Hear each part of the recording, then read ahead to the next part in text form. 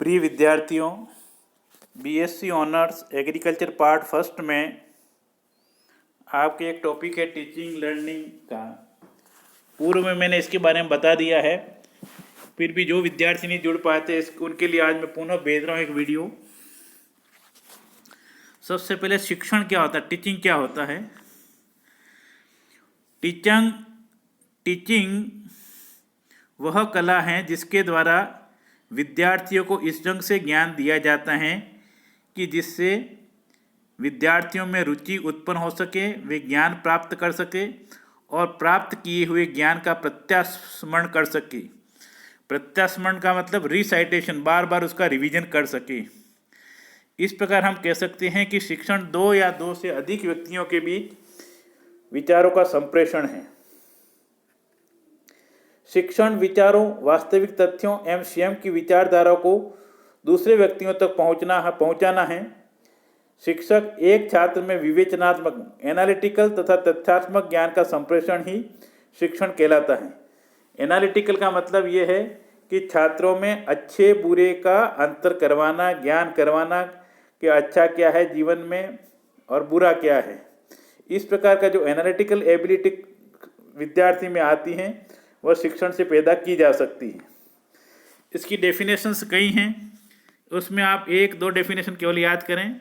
एक स्मिथ की डेफिनेशन है, वो डेफिनेशन ये कहती हैं कि शिक्षण कार्य को करने की एक पद्धति है जिसका लक्ष्य अधिगम को अभिप्रेरित करना है। दूसरी परिभाषा है शिक्षण अधिगम हेतु प्रेरणा, पथ प्रदर्शन व प्रोत्साहन है।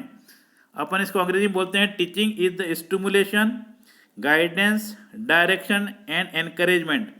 आप इसको शॉर्ट में SGDE ऐसे याद करते हो। एस का मतलब stimulation, guidance, direction and encouragement. ये डेफिनेशन बर्टन की है।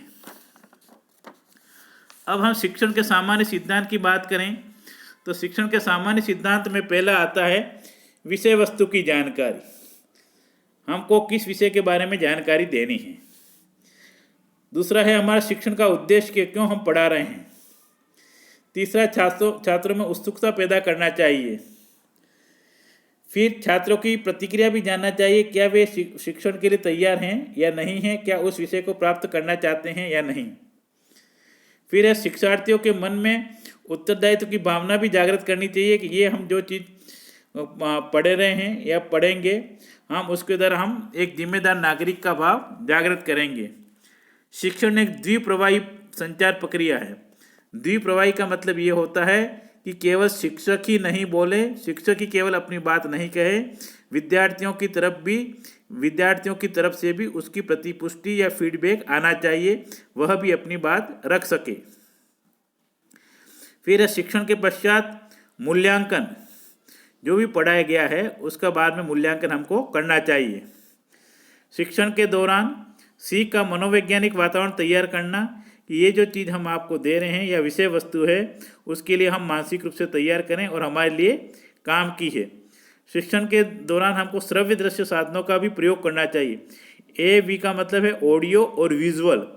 दृश्य श्रव्य साधन है उनका श्रव्य दृश्य, A का मतलब ऑडियो जिसको श्रव्य कहते हैं, V का मतलब विजुअल। श्रव्य दृश्य साधनों का प्रयोग होना चाहिए। एक महत्वपूर्ण फैक्टर है वो है पूर्वाग्रहों से मुक्त होना। जब भी शिक्षण कार्य हो तो हम खुले मन से पढ़ने की दृष्टि से बैठें और उसको सीखें। उसको कहते हैं मन में कोई पूर्व का भाव नहीं रखना कि ये मेरे को आता है कि मेरे को जरूरत नहीं है। ये तो कहलाता है आपका शिक्षण। दूसरा है सीखना, लर्निंग। लर्निंग क्या होता है? शिक्षण एवं सीख एक ही सिक्के के दो पहलू हैं। शिक्षण होगा तो लर्निंग भी होगी। कम या ज़्यादा होना वो दूसरी बात है। बिना शिक्षण के अधिगम नहीं तथा बिना अधिगम के शिक्षण नहीं। अधिगम लर्निंग को ही बोलते हैं और इस प्रक्रिया में पारस्परिकता के आधार पर विचारों का आदान प्रदान चलता रहता है। इस प्रकार ये सीखना भी और टीचिंग लर्निंग भी एक संचार प्रक्रिया है और एक सेल्फ एक्टिव प्रोसेस है। इसकी परिभाषा में हम जाएं तो गेट्स के अनुसार लर्निंग अनुभव और प्रशिक्षण के द्वारा व्यवहार में परिवर्तन है। इसमें दो बातें आती हैं, एक तो अनुभव है और दूसरा प्रशिक्षण है। इनके द्वारा व्यक्ति के व्यवहार में परिवर्तन आना चाहिए, आता है। ये परिभाषा गेट्स के अनुसार है। दूसरी परिभाषा स्किनर की, लर्निंग या सीखना प्रगतिशील रूप से व्यवहार को ग्रहण करने की प्रक्रिया है। ये लर्निंग की परिभाषाएं हैं। अब लर्निंग को प्रभावित करने वाले प्रमुख कारक हम देखें तो उसमें है पहला, सर्वप्रथम विषय सामग्री का स्वरूप। विषय सामग्री का स्वरूप क्या कहता है कि अगर कोई कठिन चीज है या अर्थहीन सामग्री है, उसको विद्यार्थी ग्रहण करना पसंद नहीं करेंगे।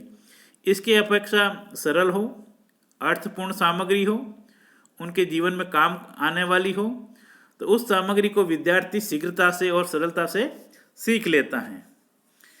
दूसरी बात है वातावरण। शिक्षा में पढ़ने और सीखने के लिए एक उपयुक्त वातावरण होना चाहिए, जहाँ पर शोरगुल नहीं हो, बैठने के लिए पर्याप्त स्थान हो, वायु हो, प्रकाश की सुविधा हो, मनोवैज्ञानिक वातावरण हो, सीखने सिखाने की प्रक्रिया हो, भी दोनों पक्ष पढ़ने और पढ़ाने के लिए अपना पूरा सहयोग करें। तो ये मनोवैज्ञानिक वातावरण के साथ साथ एक जो फिजिकल एनवायरनमेंट है वह भी होना चाहिए।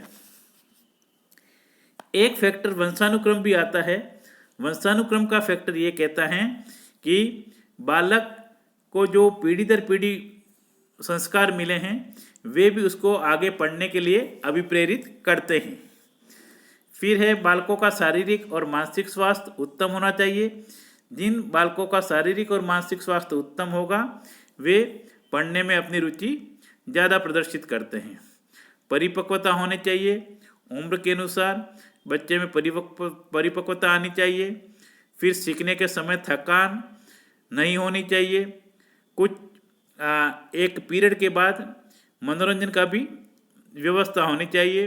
फिर सीखने के दौरान अनुशासन महत्वपूर्ण है।